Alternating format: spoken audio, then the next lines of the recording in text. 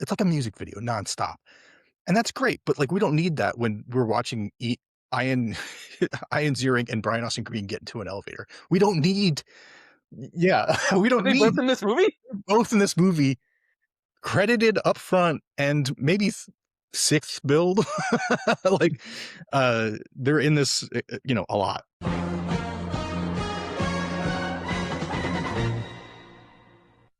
What's going on, everyone? This is the last time I can say this, but it is the 20th anniversary of Joe Loves Crappy Movies, and we're taking a look back at the movies of Joe Loves Crappy Movies. So, Joe, what are we talking about this week? Sure, okay, tonight we're talking about Domino, the 2005 movie by Tony Scott, starring Keira Knightley as the title character, Domino. She is a former model, and daughter of famous actor turned bounty hunter. She throws her way her rich kid life and decides to become a bounty hunter. Uh, and right away, the movie's like, this is a true story, kind of. And it is a very loose story. It is the truth is almost just what I've told you so far. She was a rich kid who hated her rich kid life and needed a job and pursued bounty hunting. And this was before bounty hunting was cool too. Like, I think the movie came out around the time bounty hunting was cool. Like, I don't know if people know this, but about 20 years ago, Dog the Bounty Hunter set the world on fire. And we were all like, what's the next bounty hunting thing? And Domino was part of that, I think. Domino the movie, but I think Domino the person, Domino the real person was well before that, and maybe a trendsetter in her own right. Did bounty hunting come in like waves of popularity? Because I'm thinking like Star Wars had bounty hunters in it, but then like nothing, and then is the next thing Dog the Bounty Hunter? A drought of bounty hunting. No, yeah, when I was looking for other bounty hunting movies to compare this to, which is maybe not a great idea. I was reminded, of course, that like bounty hunting was huge, of course, in Star Wars that we all know, but like also in like westerns, it was a huge part of westerns, and Tarantino has reminded us of that post Dog the Bounty Hunter era. But I mean, it's weird. It's a weird thing to say. Like, name the most popular bounty hunters of all time. I think Boba Fett still edges out Dog, but Domino is at the very least part of the conversation. And I think the reason the movie was made is because of her path. She's the daughter of Lawrence Harvey, who was the Manchurian Candidate in The Manchurian Candidate, and terrific film, a Hollywood legend, if only for just that film. But he had done other things too. But like he had this daughter. Apparently, he passed away when she was very young, and her story of they sort of moved to Beverly Hills and sort of tried to become Hollywood elite, and she just was not into it. She's just like, nope, I'm gonna practice my nunchucks and my throwing stars, which should have been a huge indicator that she was going down a path. Um, she then she hooks up with these bounty hunters, played in this movie by Edgar Ramirez and Mickey Rourke. Those characters are Choco and Ed Mosby. Mickey Rourke plays a guy named Ed Mosby. And the whole time I'm watching the movie, they mostly just call him Ed, but a few times they call him Ed Mosby, and I'm like, Ed Mosby, why do I know that name? And the reason I know that name is, of course, because I've watched years and years of How I Met Your Mother, where the main character is named Ted Mosby, presumably not the same guy, because Ted and Ed are they could be the same. No. And it had me wondering what came first. like, of course, Ed Mosby didn't rip off Ted Mosby, but did they name Ted Mosby after Ed Mosby? And anyway, I want to reach out to the creators of How I Met Your Mother and figure it out, because I think that you would be a should. different show. So Keira Knightley stars as Domino Harvey. And I think she had a pretty decent career at this point. She had, of course, been at Lake Beckham was her big breakout, and she was sort of the it girl at this point. This would have been Pirates of the Caribbean era too, but this would have been her as the lead, front center poster. So it was a big deal for her.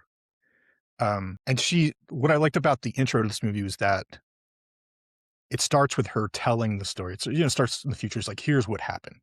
So it leaves a lot of room for narrative. I like a told story. I like it when there's voiceover. I know that's taboo in some cases, but I like it. Like, tell me a story. I like to be told a story. And she's telling the story to Lucy Liu. So Lucy Liu gets to comment on the story, which is fantastic. I'm always on board for that. This movie kind of needs to be a told story too, because it's a Tony Scott film, but it's kind of an unhinged Tony Scott film. I found this great quote from this is from an interview he did with Cinema Blend years and years and years ago. He says, if you look at Domino, I sound like a broken record, but everything is driven by research. I hung out with these bounty hunters who were all coked up all the time. They're all on speed or meth, and the movie was a product of my research. Everything in the way I shoot the movie is dictated by the world I was when I touch it. So we had ride-alongs with bounty hunters who were sniffing like crazy in the back, and it's a product of that. But I think I was wrong. I didn't let the movie breathe enough. The script was great. Richard Kelly, who did Donnie Darko, did the script. And I got overcome by the insanity of the world I was touching. I think I fucked up on that one. And that, after seeing the movie and then reading that quote, I was like, oh yeah. Like, I love Tony Scott. I love it like when he sort of goes full Tony Scott, like, you know, color saturations and camera edits, quick cuts and like, he does the craziest stuff and it's great. So this is like Tony Scott, the edit monster at full speed. Like there's not 1 second where camera's not moving. Like, and it becomes a real like, I mean, that sounds like a good thing. Like it's an action movie and the camera's only moving. Great. But like, it's not just moving. It's like a camera that's focusing. It's like, it's like zooming in and zooming out, or it's distorted. It's like a music video nonstop. And that's great. But like, we don't need that when we're watching Ian, Ian Ziering and Brian Austin Green get into an elevator. We don't need, yeah, we Are don't they need both in this movie? both in this movie credited up front and maybe sixth build. Like, they're in this, a lot. So it was almost too much Tony. Like, yeah, it's hard for me to say that because I love Tony Scott, but it was too much. And I found myself begging for a moment to just rest on the character for 3 seconds. Let me connect with them. And it's like the camera did not want me to connect with their characters. So I felt disjointed. Now, it should be said, part of the plot of this movie is Domino and her crew become reality TV stars. Christopher Walken comes in, matches them with the 90210 boys. And they're a WB show. Like, the camera's following them all the time. So it could be mimicking that energy intentionally, but all the time, like, breathe. Give me a second to breathe. Domino, Domino has no time for breathing. So I was a little frustrated by that, but it is what it is. Things ramp up. There's a big action at the end. It's for a Tony Scott movie. It's way more backloaded with action, which is fine. I get it. It's fine. There is an interesting heist weaved in with this that has levels that worked. So there's lots of action at the end, which is great, and a great heist. It all comes together. But for the most part, I felt very disconnected with the movie, and I was a little upset about it because I love Tony Scott. I wanted to really be one with the madness, but I couldn't hook up with it. And I was thinking maybe I'm just too old for it now. Maybe like I'm too old for a movie that's this chaotic. Uh, Yeah. I don't know. I don't know. There is at the end this forced love story. Like all along, the character Choco, played by Edgar Ramirez, pines for Domino, and she just kind of keeps him back, or maybe toys with him at times. It's kind of hard to tell. And as they're building this up, all with the quick cuts and like, you know, never stopping camera. But at the end, they are brought together, and it felt really forced. It felt unearned. Like they don't deserve this. They don't deserve this happy ending, even though it's not necessarily a happy ending. No spoilers, but it reminded me a lot of movie Speed. It ends with them getting together, and they actually have a conversation about it. Like people that get together under these adrenaline infused incidences or circumstances, relation doesn't work. That's the conversation that they have. And I was watching this and I was like, oh, this feels like Speed. But this went further because Keanu and Sandra Bullock did that. They're like sliding out of an explosion and they're laying there and they're talking and having a conversation. Domino and Choco escape a terrible car accident, crawl into a field with uh, Brian Austin Green and Ian Ziering, and then they start just having sex in the field. And I was like, Hmm, this is a level too far. Maybe that's their love language. Maybe that's the way they're having that conversation. But I looked at them and I thought, oh, this relationship isn't going to work out. Um, but anyway, Domino. It happened. I'm a little bummed out. I didn't like it more this time. It's been a while since I've seen it, but I was bummed out it didn't click for me. yeah. Do you remember what you thought of it the first time around? When I saw this in theaters 20 years ago, I really liked it. 7 out of 10. It's a really nice ride, but it's certainly not for everyone. And it was a little light on the action. That's true. There's not a ton of Oh, action. It's almost like really? they point guns at each other for most of the time, and then suddenly at the end, there's like she's just firing guns, like 2 machine guns at the same time. And it's like, "Oh, okay."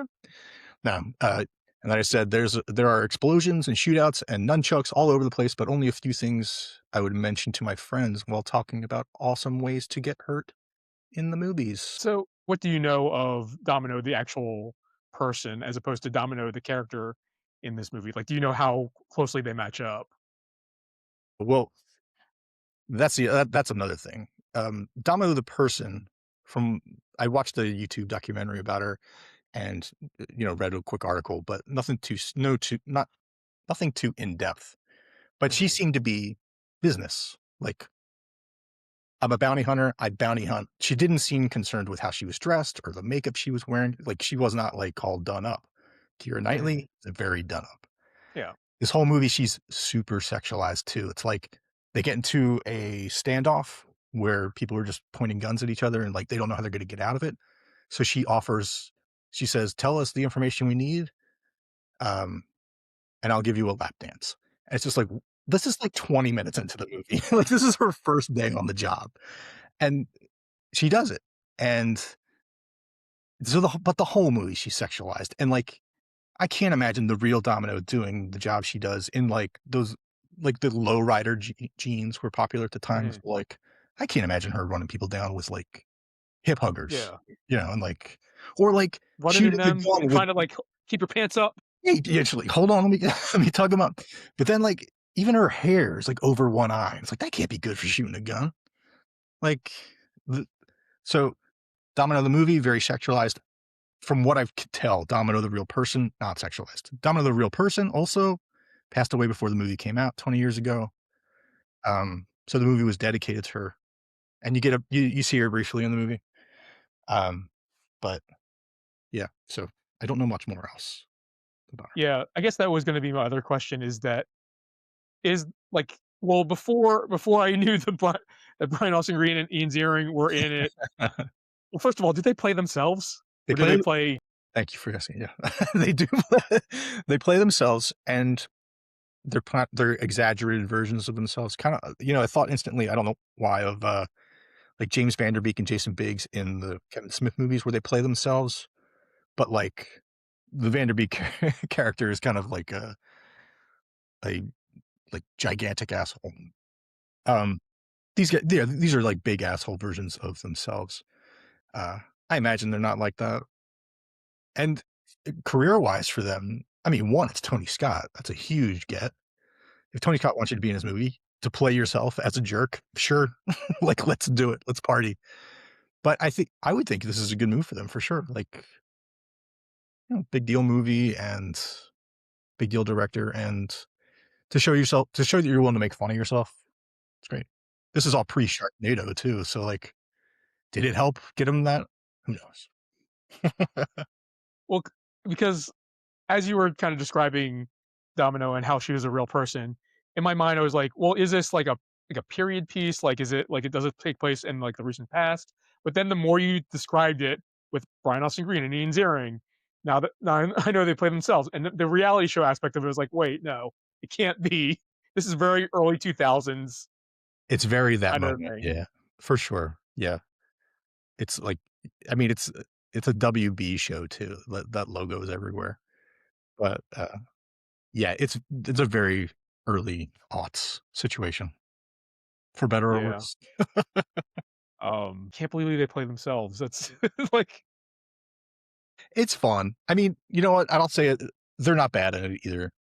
Um, they're not terrible actors. Any of the yeah. 90210 kids people aren't, or none of them are terrible actors. But I mean, I guess who it has would be gone on? weird to have them be cast in the movie together and not play themselves. Yeah, that would totally be weird. Who has had the biggest leap from 90210? Leap of success, leap from getting away from the stereotype. Like, can you count Luke Perry in like working with Tarantino right at the end of his life in Once Upon a Time? I mean, it's a great role. That's the kind of role Yeah. that all of them want. You Yeah. know? I was gonna say Shannon Doherty, but, like, does Charmed really count? I mean, she moved on and became a different version of the same character-ish, kind of. I don't know. I never watched a lot of Charmed, but I mean, Neither did I. they all had success in their own way. So whatever. Yeah. Um, so do you own Domino on DVD or Blu-ray? I do not. It was not one I was eager to return to. Um, and after watching it now, I don't think I'll return to it again ever, unless I do a Tony Scott month, which is possible, where I watch all Not Tony. even not even if you had, uh, a Domino DV in full screen? In full screen? Would it crop what if it cropped out, like, Ian Ziering on one side and Brian Austin on the other side? Like, "I You never swear knew they were in the movie. we're in the widescreen version, I Crop swear." No, I mean, it's just not it frustrated me, and it made me wanna watch other Tony Scott movies to like, I like Tony Scott. Even, like, the ones that people would say are bad, I'm like, "Yeah, Taking You to Pelham 1, 2, 3 remake? Bring it on. Love it." I celebrate the entire Tony Scott, Denzel Washington train film catalog. Uh, but yes, this one just didn't cook for me. I don't know why. Yeah. Bummed out. Uh, although I guess the quote that you read from him earlier, where he was talking about, like, um, where he was talking about doing ride-alongs with other bounty hunters and how they're all coked up, and I can't imagine all bounty hunters are all coked up, so it's probably just the bounty hunters that he was with, It could be. right? I mean, 2005, I feel like everyone was coked up a little back then, right? I mean, was Dog the bounty hunter all coked up? One must assume. I don't know. I don't want to assume, but, yeah, it had to be that he fell in with the wrong crowd of bounty hunters. There Yeah, must be some by the book bounty hunter people. It's crazy just thinking about the stuff I haven't mentioned in this movie. The subplot, involves Dabney Coleman as the villain. Delroy Lindo and Monique are in this movie too and have great scenes. Um, Jerry Springer shows up for a minute. It's crazy. This is a crazy movie. yeah. I mean, I like when you mention Ian Ziering, Brian Austin Green, and you throw in Christopher Walken there. Now we got Delroy Lindo. Like, Yeah, how long is this cast? it's a stacked cast. And he does this thing where like the whole thing is like a music video, like I said, but like even the opening credits, he's got like an open crediting sequence with that features everybody that has a speaking line in the film. So, I mean, maybe that's good. They're like, don't be surprised when Brian Austin Green shows up. Don't be surprised when Dabney Coleman shows up. Yeah, maybe he knew what he was doing. Maybe Yeah, this maybe. legendary director knew a thing or two. Except for how real bounty hunters actually bounty hunt without the coke. How do they get it done? How do they find anybody? All right. So if somebody's looking to watch a movie with similar vibes to Domino, is there something you would recommend? You know, uh, so the Tony Scott films of that era sort of have the same energy. Um, I think like Deja Vu, was just another Denzel movie, or even Taking the Pelham 1, 2, 3, or Unstoppable, all have the same sort of quick cuts. Even Man on Fire is sort of like hazy editing and really energetic. Um, and I like those movies. I love some of those movies. but I like to go back for Tony Scott. I feel like his, he has another era or another kind of film where, like, story was king. I feel like story wasn't king in this movie. It was like this movie was trying so hard to be cool. Every other Tony Scott movie is just cool. So I went back to True Romance because that felt like the same sort of energy and the same sort of layered storytelling, like 20 different stories coming together to make one story, but it made sense. And I feel like Domino is 20 different stories coming together and it doesn't quite make sense. True Romance does it sort of effortlessly.